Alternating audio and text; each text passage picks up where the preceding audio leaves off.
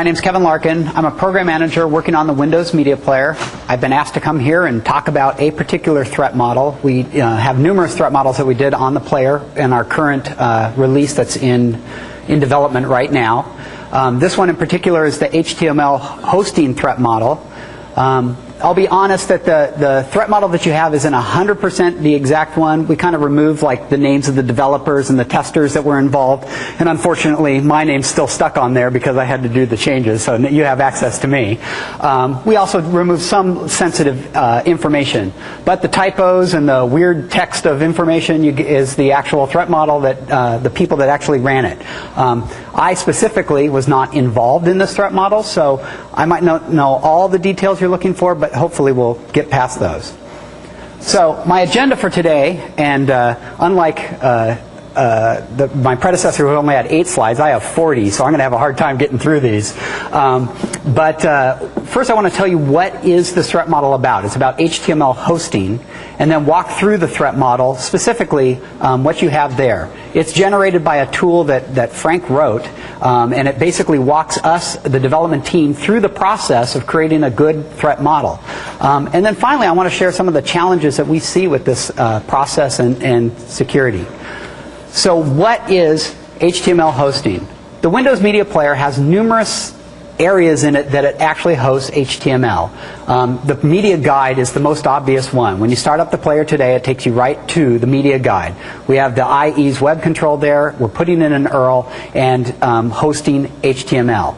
With our next release of the player, services have become a much more interesting and integrated piece. As you can see in the upper right-hand corner, you see the Napster icon. So they too are going to have spots of HTML hosted in the player. Other places that we have HTML hosted in the player, captioning. We actually have a XML file called SAMI, Synchronized Accessibility Media Interchange, which is basically, it's a nice captioning format for media files, but we actually render it in the HTML control.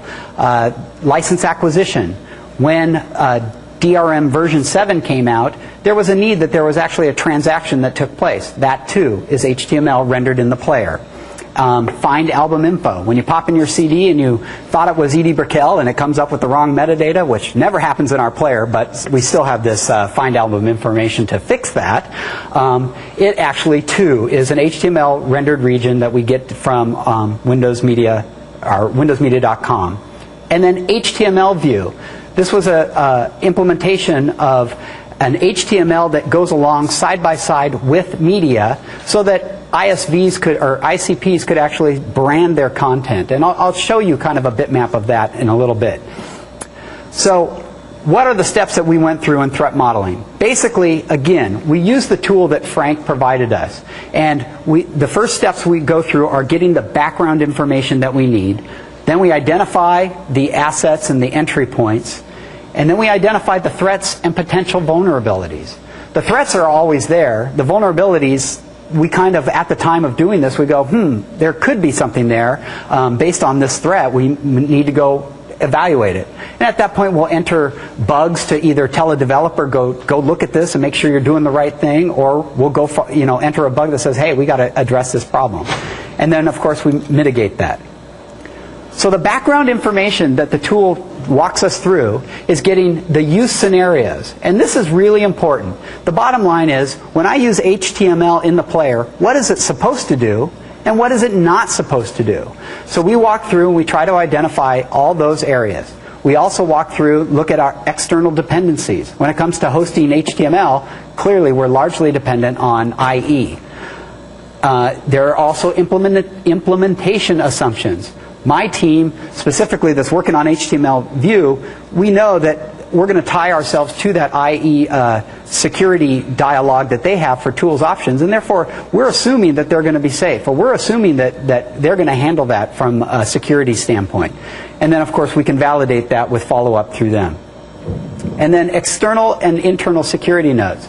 The external notes are typically for people that are outside that might be using my architecture and the things that they need to know about this threat model. And then the internal security notes are things that we know that are going to impact ourselves as far as this threat model is concerned. So the use scenarios that are at the top of that report that you just received. The text is not going to be 100% because I tried to make it a little bit prettier, but the Windows Media Guide was obviously one of our primary scenarios where HTML is going to be loaded in the player. Another example, again, is this Napster scenario or service, where they can actually put their HTML and have it render in our player. There's also the ASX in this, the HTML view that I referred to. Here in this scenario, you're seeing HTML rendered with a video, the MSN video. What they've done is they've embedded our ActiveX control. They're playing back video with the ASX at reference to this HTML and this media, and they're displaying it in the player. And then, of course, the find album info that we talked about. And here's the license acquisition dialog. And then captioning. So other scenarios that don't have pretty pictures to go with them are that this team determined was HTML being hosted in the player should always be basically an internet zone or matched to the IE zone. Clearly, anytime we get HTML and it's in the local zone, we have to be scared. So that was one of their scenarios they really wanted to make sure we were on top of. We want to make sure that the player uses the IE settings correctly and doesn't go around them in any way, shape, or form.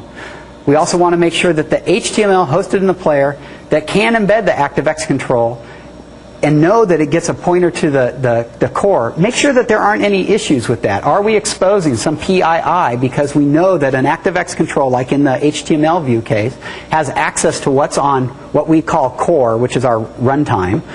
Can they get at some data? So that's a scenario that we know is going to be used. How do we evaluate that? HTML hosted in the player can only get access for the plain file. That's basically the similar thing.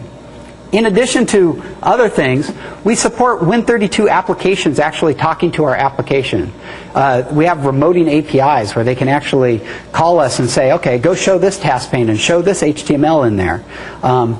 In addition, we have these premium services that we just talked about. We have an external object that's exposed off of the panes that those services get access to.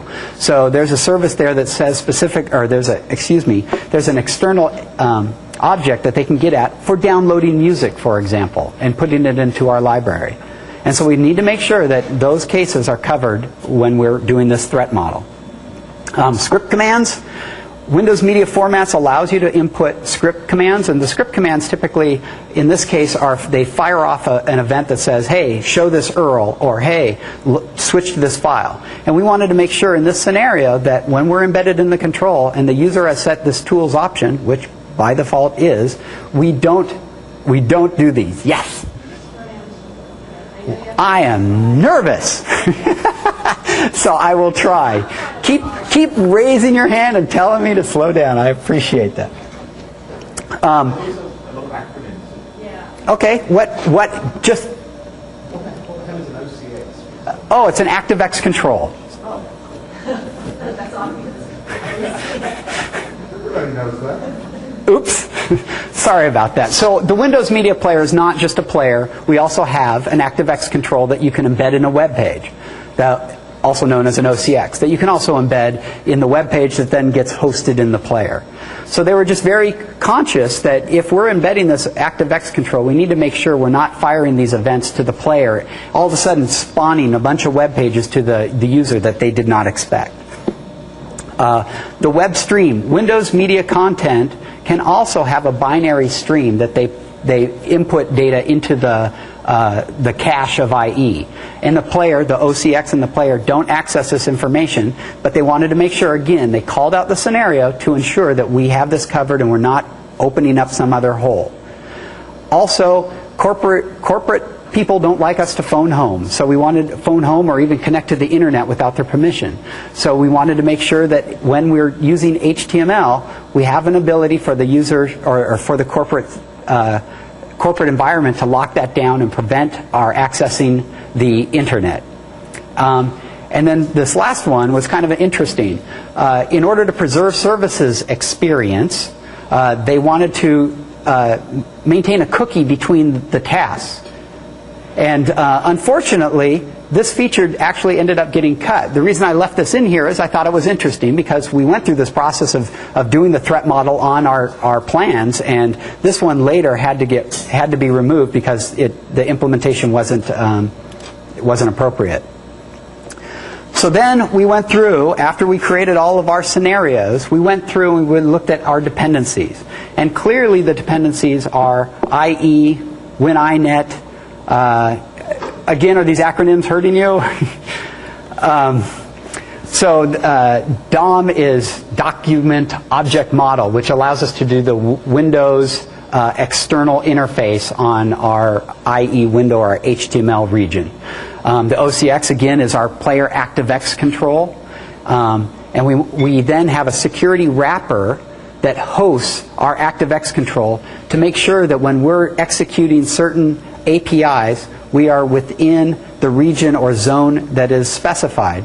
And so that was considered an external dependency because this team was working specifically on the player themselves, and that the hosting OCX was another team. And so they called that out as an external dependency that we need to watch and make sure that they continued to do their job. WMIS, hey, look at that. I actually put Windows Media Guide to explain the acronym in that case. Exactly. So WMIS, or Media Guide, is somebody that provides us HTML. So clearly they too are an external partner that we have to, we have a dependency on. Their HTML needs to be secure. They need to be doing things that are not going against what we're trying to do. Yes? Before going over what you get in the security manager, and can you go back to that, please? So you say you take the settings from the security manager.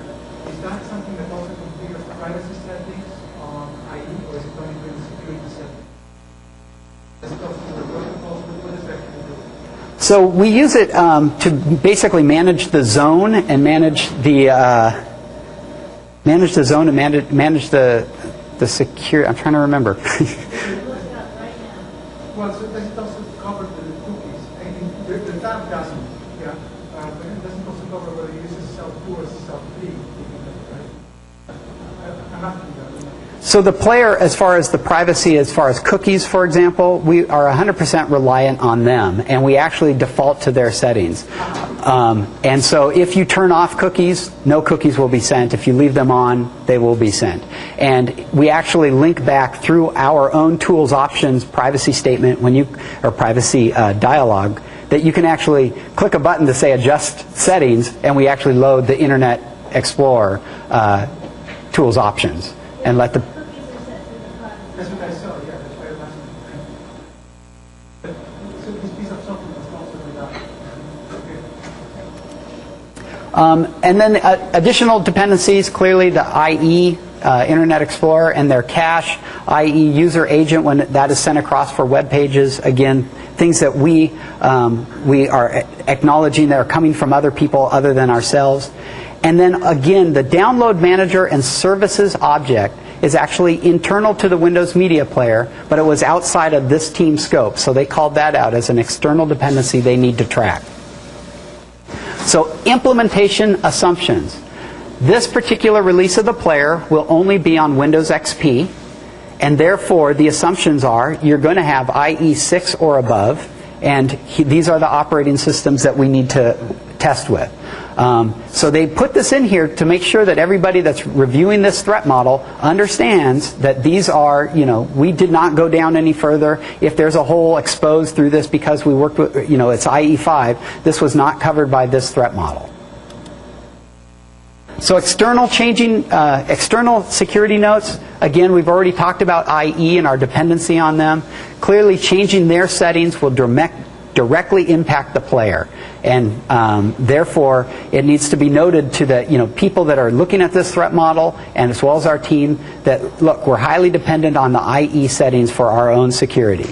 And then the player privacy statement, they basically called this out to state, look, we know that there are data going across this thing. We need to make sure that the privacy statement covers that information, and that's why it was called out as an external security note. Internal security notes, this is one of the areas that we felt were kind of sensitive. We pulled them. One example of a note that was actually here was the services that are running are typically, it's 32-bit code. And when you're running 32-bit code, you pretty much have access to the user's box. And that was a note that was here. And that's the type of information that we would have. Knowledge about our own product that people reading this threat model would need to know. But we felt that, we wanted to kind of keep that relatively private. Entry points and assets. So now that we've figured out the background about this HTML view, we go and evaluate the trust levels about the people or the interactions with this area. We evaluate the entry points, like how does somebody interact with this stuff, all those scenarios that we just described. And protected resources. What is it that we are trying to protect for the user? And then how do they get back at those entry points? And then the key part of that is the program management and the developers create data flow diagrams. One of the questions I heard earlier is, what is an architecture? For us, the architecture is kind of twofold. We have a high-level view, which is what you're going to find in this documentation. And then under that, we'll also have the developer who actually goes and writes the bits, and he'll have a low-level dev architecture, both of which are typically in a document like this. So the trust levels. The trust levels that were evaluated in this were the logged-on user. A logged-on user has access to whatever it has access. This could be an admin. This could be an end user with restricted access. And so they called this out as a user is one of those trust levels that we need to be aware of. Third-party app. A third-party app that is remoting our player has the complete access. Again, it's Win32 code. They pretty much could do anything they want. And their restrictions are down to either whatever level that user is running in. Other trust levels. We have web pages that we're displaying.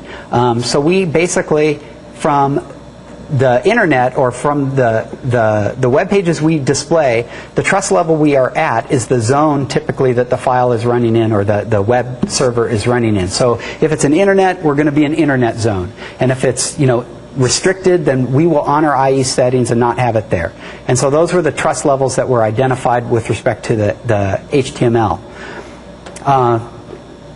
Third-party service object, once again, that's the Napster plugin that was there. And again, they are logged on. They have quite a bit of control since they are code that is running on the box. And then the captioning HTML. They called out this one as a trust level because this is an IE window where we've actually locked down all of it. It can't script, it can't post, it can't do anything but render. And the reason we do that is because that's all that captioning was about, was to do rendering. But they called it out specifically as that's a different trust level than the other web pages that were there. So the entry points now to those to the data that we're going to protect: media guide, radio tuner, find album info, all coming from windowsmedia.com. Other entry points are these third-party service. A lot of this seems redundant, but it's reiterating the exact same stuff that you find in the scenarios, you find in the asset protection. It's redundant because it's covering this fully.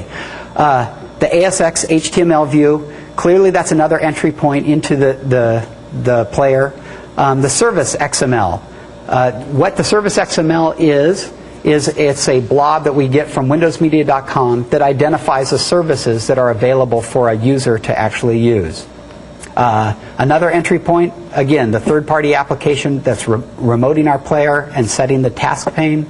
Windows media files are clearly another entry point into our player. And captions can either come from the ASX or they can actually come from this WMA or as a script stream in there. SAMI, I talked about that. That was the other captioning format, and that's another entry point. And wimploc.dll was described as an entry point. That happens to be our primary resource DLL for the player. The reason it was called out is clearly somebody could tamper with that, and again, that's an entry point to the player. We talked about DRM as having a web page that's an entry point. The OCX, again, talking to WIMP core, is an entry point. I'm sorry. How do you come up with this list? Is it just people sitting around a room and That's a great question. It is basically dev, the PM, and a tester, at least, minimally, sitting around in a room, coming up with this list. And the dev is usually the dev that works on the area, really understands it well. Dev is a developer. Sorry. Sorry. How many syllables there? Well, I speak so fast, I probably would spit out developer, it would come out dev. So yes, they sit in the room. In addition, like in this case, you often include, we have a team that was dedicated to security. So I work on the player team, but we also had some guys that were really the security experts. They were invited to that meeting as well. Oftentimes, if, like in this case where this is a cross-purpose, we have HTML, but we also have services. We'd invite a services dev or a services PM to sit in and just make sure we're nailing all the issues. And we also hired a third-party company to come in and help us with the threat modeling. And we had representatives from that company sit down, go through it, query us and drill us on these things. I'm wondering if there's something like testing. I wonder if there could be looking at break-ins and see how they got in or something. I guess the question is, how do you know that you've got the right list of entry points that presumably shape your threat models? Or how's it work? It works fine. So far, you sit in a room, and that's where you get all the entry points. That works. And I mean, there certainly could be a risk that you miss something, just like devs miss other code. But in general, it works pretty well in that the guys that are playing in the space understand the technology, understand the areas. And then once the threat model's done, the security team reviews it as well. And they know whether, they'll have an idea of if there is something clearly missing from it.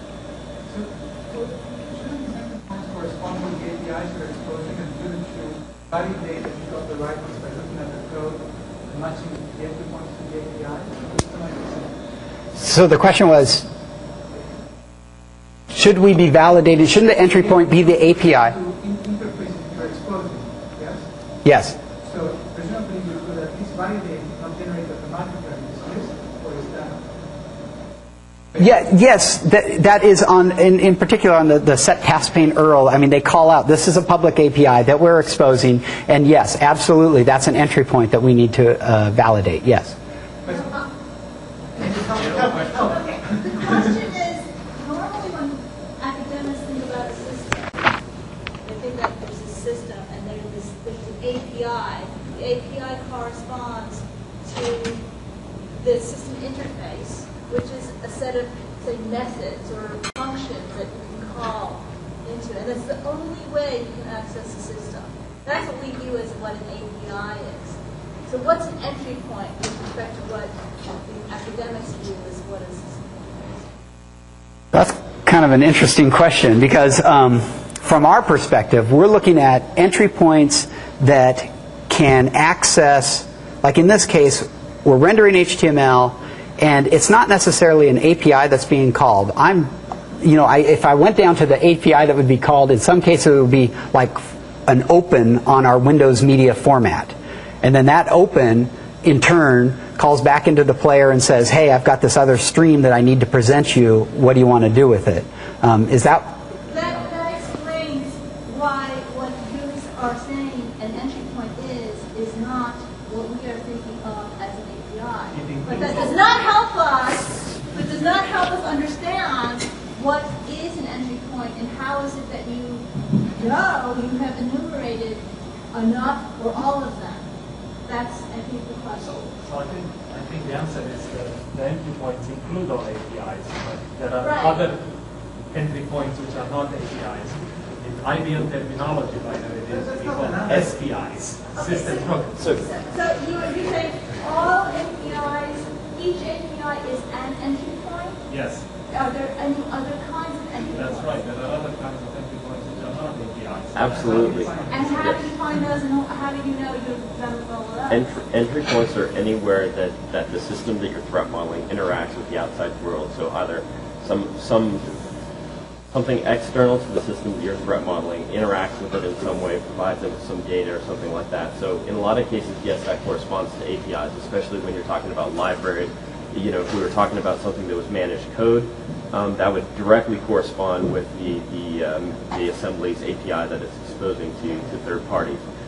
In the case of something like this, we also have to consider places where it's not an API that's actually consuming the data. So, for example, if you have a system that calls open file and read file, you're consuming data off of the file system or off of a share or something like that, but you're not actually exposing an API to a third party, right? So you can't list read file as an API because that's not really the entry point. In this case it would be the file or the data stream that you're reading in that's the entry point. So in a lot of cases it's not actually going to correspond to APIs, but in the case where you expose an API to an external, absolutely the APIs would be listed as entry points. But in general, it's anywhere that the system consumes data or commands from the outside world. So, given what you said, it's not clear why one couldn't write a tool that looks at the code base and identifies a superset of the places that should be on this list. Yes, one could write a tool for the general case. So there's an obvious follow-on question: why isn't there such a tool in the company? There are tools here and there for specific technologies. So there are, for example, some people have written tools to extract entry point information for assemblies, which is much easier than extracting entry points for compiled code, right? I mean, in theory, there are ways that you can do it. Obviously, it just takes a lot more work, and they haven't been done at this point. If there was such a tool, would you save significantly on the amount of time when these three people are sitting in the room looking at listings? They look at listings, right? There's also a problem. There is one problem with that, and that is the level of granularity of your threat model. So it's up to individual teams to decide how they're going to split off their threat models, right? So what level of granularity are you going down to? Ideally, obviously, you want to go down to that API level. You want to go down to that lowest level of granularity where the little bits of data are coming in, and you can figure out what transforms or what actions are being done on the part of those little bits of data. But it's up to the teams to decide how far they want to go down. So if you're doing it at the API level, if you're doing it at the file that's being read in, the stream that's being read in, something like that, sure, it's a lot easier to do, and you can do that. If you're doing it at kind of like a component level, where investigating down to that low level is ultimately done in a code review and not necessarily at the threat model. So maybe you're grouping groups of APIs or something like that in the threat model. Then it becomes a little bit more difficult. But absolutely, I mean, a tool that would go and enumerate entry points and things like that would absolutely be useful. A little bit of informal work has been done in like I said, certain technologies for that sort of thing. But in general, I don't think there's a broader effort to create that tool at this point. And I presume the inputs to the tool would be two things. One would be the code base, and the other would be some description of the granularity, so that the tool could group things and tell you object names instead of object-dependent names and so on. Yeah, you could certainly do that. But I mean, it's certainly possible to do that, and it's possible to not only do it from the perspective of what APIs are you exposing, but where are you also consuming data? Because obviously, you can find where you're exposing an RPC interface or a socket or something like that. These are all things that you can find, with an appropriately intelligent system that knows what to look for, right? What puzzles me is it just seems completely obvious to me that you would want that tool, and it's clearly not very obvious to people who are doing it because you haven't been clamoring for the tool. And so there are two possibilities. One is there's just a big culture gap between my perspective and yours. The other is that I don't really understand, and the second one's more likely, I don't really understand the picture, and I'm overinflating the importance of having this kind of a tool, or I'm underrating Well, the difficulty of building it. so Do you there's have a a- sense of that? Yeah, so I actually have spoken with some people in research about automating at least some of the threat modeling process, including things like entry points and a few other things like that, trust levels, to a certain extent and whatnot. So, there are discussions as far as doing that. Now, as far as in practice, is that really necessary? My experience with a lot of threat models has been that if you do due diligence in your threat model meetings, you're going to find the places that you're going to know the places that it's consuming data and commands. Is it possible you could miss something? Absolutely. If it's not done rigorously through some sort of tool, but even a tool might miss something, right? So the tool would absolutely help. Yes. Would it be perfect? No. Would the current system be perfect? No. Would both of them combined be better? Probably yes. Well, the other answer could have been that the tool would have been more comprehensive, very comprehensive, but it was such a big superset that you would actually know where to focus your attention. And so you could be answering that the human beings actually know where to focus their attention based on experience and are coming up with the list of likely entry points. Right. I mean, so media player team, they know all of the different places that HTML is going to be loaded, right? So I mean, they work on this, they've designed it, they've implemented it. So they have this knowledge, especially if we're doing threat modeling at design time, where something hasn't actually been implemented. Obviously, in that case, a tool would be useless because there's nothing for it to work against. If you're doing this at design time, then you know all the entry points because that's what you do at design and specification time. So in that case, you would have to do it based on what the developers and the architects. But because of some design document, or because it's in your head? Well, it's certainly. I mean, certainly it's going to be part of the design document, right? I mean, but. So what would you want to take this And I'd just like to caveat and say the APIs that we expose would have been handled by also a different threat model than the HTML itself. It's called out as an entry point, but it's not. This was not about our control, our ActiveX control, and the object model that we expose. The other entry points were the HTML host. When I show the diagram, we actually have an object that hosts the IE object or the browser object, and that too was deemed as an entry point to the rest of the stuff to make sure that we evaluate that as rigorous as the other areas where it might have an entry point. And then again, the iWimp external, it was called out that there's one for the services pane, and there's a slightly different one specifically for the CD, DVD information, and that was simply again to enable Windowsmedia.com to provide us with the metadata. So that's a very specific implementation. So then the protected resources. I think I jumped way ahead. Okay, protected resources that the player was concerned about when they went through, or this team was concerned about when they went through this. The media library. The Windows Media Player, allows you to capture data, capture DVDs, capture CD audio, record them to your disk called ripping, or download media, and we put it in a library. So therefore, exposing the media library outside of this user's machine, there's a lot of PII potentially there, as far as like what the user likes.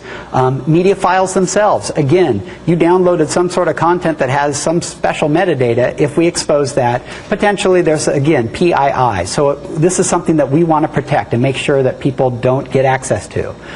User credentials. We don't want allow HTML to spoof the user and allow them to think that they're on some other website than they are in particular. And then other resources are just fairly generic. It's like, don't let this instance kill the CPU, kill the RAM, have access to the hard drive when not expected. These are just resources that yes. simply concerned about confidentiality properties, or others about integrity properties. And I don't understand if there's some system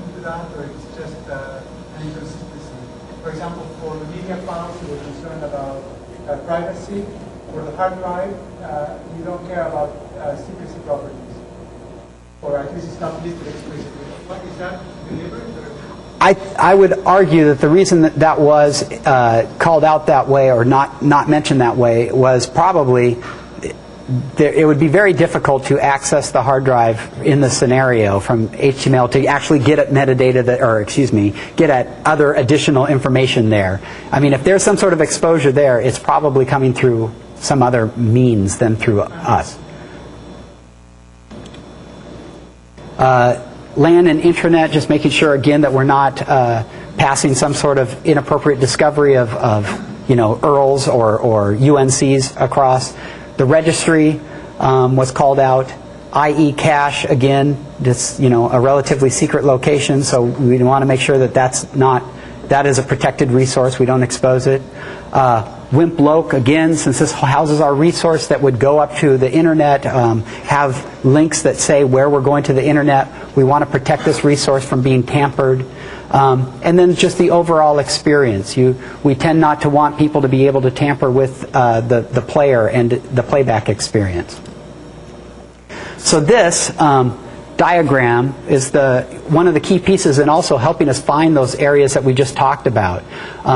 Is the diagram that's coming from dev or coming from PM, coming from this team when we talk about the architecture, usually driven by dev. This one is a really high level. We don't have the low level architecture that talks about our internal APIs. That was not included in this document. But in short, up in the cloud area, you can see where we're bringing in from the clouds, you're getting access to a web page. It goes through a class referred to as our curl class, which evaluates the URL to make sure that something nefarious isn't going on. And then from there, it's handed off to the HTML host. The HTML host, which is right here, allows us to set certain options on the IE web browser object and say, for example, in the captioning case, lock it all down, don't enable any functionality. Or in the now playing case where we're showing this, we want to allow navigation. We want to allow scripts to run. But that's basically the overall architecture of how the player is hosting these things. The caption panel and the DRM dialog down at the lower part, the reason they're called out separately is because they're not part of a task pane, which is the list on the left here, the now playing, the media guide. Those items do not fall within that, but they are still hosted within the same code, the same HTML host. So all paths pretty much go through the same way for us to render. And then once we've finished the diagram, we move on to threats. The threats are basically identified. We then find the potential vulnerabilities, identify them, investigate them, and then we enter bugs and make sure that the non-mitigated, enter bugs for non-mitigated vulnerabilities and triage and fix them. Basically, the threats that were identified on this model was HTML getting spoofed from the network, HTML hosted in the player gaining access to local zone, or getting some sort of elevated privilege. This was deemed, a possibility. HTML hosted in the player is less secure than IE. In other words, IE goes to all that trouble in doing their settings, and if somehow our HTML hosting gets around that, that would be really bad. So we needed to make sure that we're just as secure. Cross-domain scripting was a concern. Navigating away from the service HTML. Specifically what they're talking about is if you were in one of the task panes and you were able to navigate to some other HTML and get access to the information that was there, they were concerned about that. Remoting the OCX, concerned that remoted application could get more access to the player than as specified. HTML spoofing, that one's fairly obvious. If somehow the media guide came up and said prompted for credentials. Local code messing with the player, that somebody goes and modifies our WIMP DLL that we talked about. Or data leakage, one web page providing data to another. And then the script command. So these were the major threats that were identified through this model. I didn't put all the vulnerabilities that were identified. I gave you examples. The rest are on that document. but examples of them were the trusted site spoofing the player was definitely a vulnerability that we had. The user was unaware of what the security of a particular web page was. There was no indication whether it was SSL, so if they were inputting credentials, they didn't know if it was a secure connection. HTML exploits were another one I called out was the exploits that somebody would do in HTML were not reputable or traceable. We couldn't go back and find out who they were. WIMP-LOC getting tampered, absolutely, that was a vulnerability. And then issues with handling of cookies, that was called out. There were a couple of entries there. And then looking into that, the cookies turned out not to be an issue. We were adequately following IE, just using their guidelines, and when, as we mentioned before, when cookies are turned off in the IE, then they're turned off for the player. So some of the mitigations that we did, we ensured now that HTML hosting is as secure. Yes? Back on the previous slide, you didn't have it on the slide there, but in the documentation, there's an interesting thing here called dread level.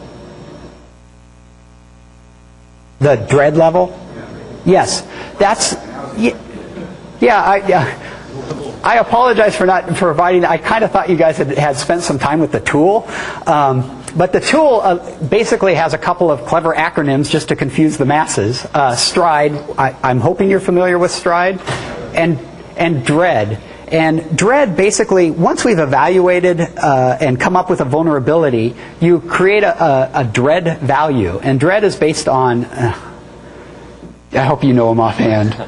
Damage potential. Damage potential. Damage potential is a great one. So if somebody had access to local zone, you would bump the number of dread to the highest level or the lowest level. I can't remember which.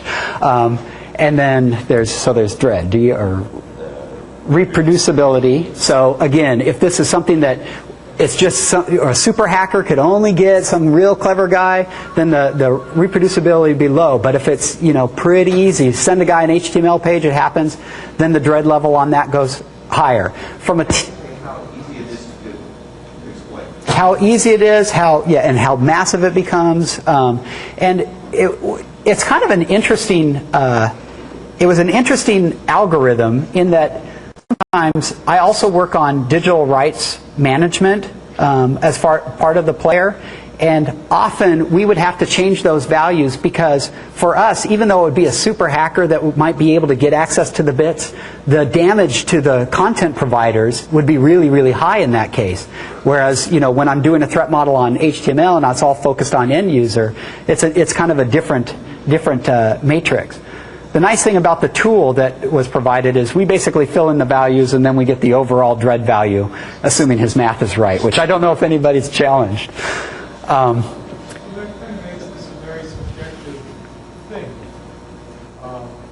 Absolutely. Well, it does, but in practice, to be honest with you, dread is not the most appropriate categorization of a risk for a vulnerability because certain things like, for example, discoverability, it's in practice you really don't want to give that a rating because you have to assume that somebody's going to be able to find it.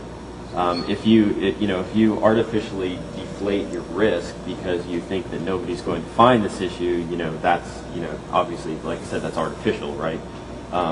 You're decreasing the risk for no good reason. So there's only a few parts of dread that are actually realistic categorizations of risk. Okay, so I'm glad you said that, and I didn't have to suggest it. So the question then is this number used for making any sort of decision? Yes. In general, it is, and it's useful. It's not perfect, but it is useful. What kind of decisions From our experience, we had a security team, a dev, test, and PM that oversaw every bug that was entered and evaluated it based on the information that was provided in the bug, including dread, including even if there's dread says one thing, still the input from the team is we got to fix this one. It is a balancing act. It is subjective. So dread is used to decide whether a bug is to be fixed. I would not say it is decided. I would say it's a tool that can help. It's a tool that can help. Does it determine, is it an ingredient in people's salary raises? No. No. This is only for what stuff gets fixed. Dread is a method of helping people understand how serious a particular vulnerability is. And so in that respect, it is absolutely used when teams fill it out. Not everybody uses the dread rating, but a lot of people do. When it is absolutely used as an input for deciding what to do about the particular vulnerability. Not necessarily whether or not to fix it, but what to do about it. But we have other things that go into that as well. For example, if your categorization of the vulnerability and the threat, the corresponding threat in general, based on the STRIDE model in general, things like elevation of privilege are always going to be, are always candidates for being fixed. So here's what I'm worried about. I'm worried that somebody in management decides to start using dread for something it was never intended by. Earlier, you may have been here, Lifter gave me slides in which he was able to show the extent to which the security push had an impact on the number of reported vulnerabilities, and the numbers were really compelling. So somebody starts using dread that way in management, and they argue, well, when we doubled the size of the security push interval, the average dread value went down by 20%. And the programmers get wind of this fact, and their response is subconsciously to recalibrate the numbers they use. So in the ideal case, and what we suggest is that when you are assigning dread, you first go and describe what the individual values for example, with affected users, right? Typically, the tool supports a range of 1 to 10. I think that's too broad, but the guidance there is assign a definite categorization to each one of the values. So if you're using 3 different values, you might say that a value of 3 means everybody is going to be affected. A value of 2 might be that people who use third-party services in the player are going to be affected, and value of 1 might be that only people in this crazy configuration that we've described might be affected. So if you at least provide some sort of guidance as to what each number means, then you're a little bit better off. In practice, when we actually go in and fix bugs and things like that, we have kind of a standard bug bar across the company, and dread doesn't really come into play a whole lot with that. We categorize different things as like, for example, with incoming MSRC issues, we talk about is it remotely exploitable? What does it lead to? Does it lead to elevation of privilege? Et cetera, and that based on those different things, we have these categorizations that put it into one of several categories.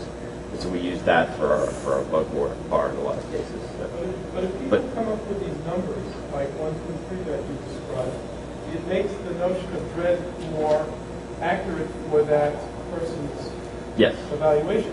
But it means that different dread values produced by different programmers on different projects may be incomparable. Because one person does it over a scale of 1 to 5. Yes. If that categorization is done on a per team or per product basis, absolutely. But at the same time, I'm sorry. I was going to say, why don't we finish up? I only have like 2 quick slides, and then you could come up and take that offline. So anyhow, I wanted to share, here were some of the key mitigations that came out of following this threat model. We determined that, IE and SP2 created this great pop-up bar that was, preventing pop-ups from happening in the browser. Well, we were instrumental in getting them to make sure that worked for the OCX so that we can actually tie into the IE and access and say, we want the same security level. So if that user has that pop-up browser showing up, it's going to show up on our player in every one of those every one of those HTML dialogues that showed up in previous. We also, now display an icon when we're on, SSL. We also, show base URL to give the user, some context of where he's actually communicating with. Some of this seems, fundamental. We probably should have been doing it forever. But again, it was going back, re-threat modeling stuff and re-evaluating it that caused us to make some of these changes. And I put in this slide because I wanted to, share with you some of the challenges that we do have in doing this. And it was kind of ironic because some of the discussion that happened beforehand, really hits home with me. Our player is, we're on version 10, and we got lots of other stuff there that, and it's challenging. When we identify a problem and we go turn off a feature, we're going to break a whole bunch of partners. And I know IE's going through this with their SP2, and oh my gosh, it's painful. But it's the right decision for the user, and it's just a challenge that we all have to face. The other thing, somebody mentioned end user's experience. I mean, popping dialogues is not the best user experience, but unfortunately, in a lot of cases, that's what we do. Pop dialogues, and because now we try to default things off, and we want to make sure that people still have that feature. It's a very challenging environment, and the thing that I'm happy about is, we keep raising the bar and things keep getting better. The tool, if you compare the threat modeling tool that we use today with the one that we used 2 years ago in the stand down, oh my lord, what an improvement. But, you're bringing up some other tools that would be really helpful to our team. So that's about it. Yes? Do you have, we got a copy of the integrity threat model application? Now, yeah, And in there were some forms, and I found that to probably be the most useful thing. Forms that said threat type, asset risk, threat tree, and then how it was mitigated to this extent. Do you have things like that for this? No, I do not. You know what I'm talking about? Yeah, it's from Essentially there's two things, and I'm going to pass this around to everyone else, but I will right now. There are two documents. One is the actual threat model itself, and another is sort of an explanatory document that the people that requested, really you and James and Niraj and others, requested. It's sort of a contextual walkthrough that Mike Howard is working on right now. So I'll go ahead and actually give you copies of that right now. But that was very useful. So yeah, if you did. Sorry about that. Not that you're ouch. No. Yes. So if I was able to inject a format string or a long string in one of the files the player reads, overflowing your machine, or format string does allows me to keep it. Is that correct? Absolutely. Not on this HTML. We one of the big things that we do during the security push again is we look at other entry points for the player. How did you do that? Most likely it came through a media file itself that we clicked on, like the user clicked on this file. And yes, we do lots of testing on that area, looking for buffer overruns, validating. We have the curl class that we use to make sure that we're looking at like even just the URL, that you're not giving us some bogus URL or escaping it out. We have a number of other threat models that cover those particular areas. In addition, there's also the fuzz testing that went on extensively on our player, which basically we took all of our media types, they ran it through this tool and tried to make us fall down. Yes? It looks like you came up with, say, 24 vulnerabilities and some number of mitigations.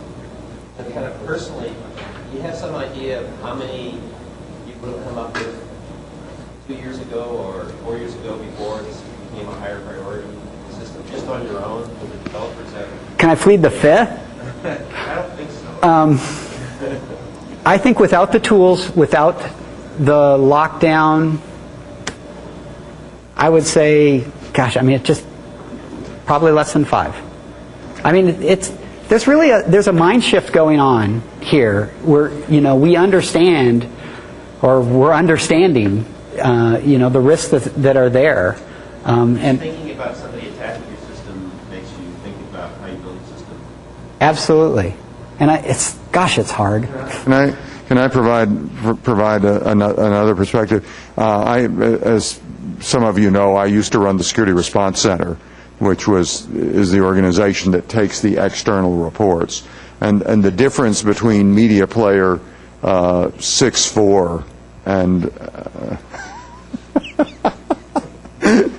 right. So he just said it all. Difference between Media Player 6.4 and the new versions that have gone through this process is just like night and day. I mean, we were getting a very significant report traffic on the old Media Player version, and again, it's like I pointed to SQL and Exchange. There's no reason to believe that the outside bug hunters have stopped looking. So the difference is in what they the ease, the softness of the target.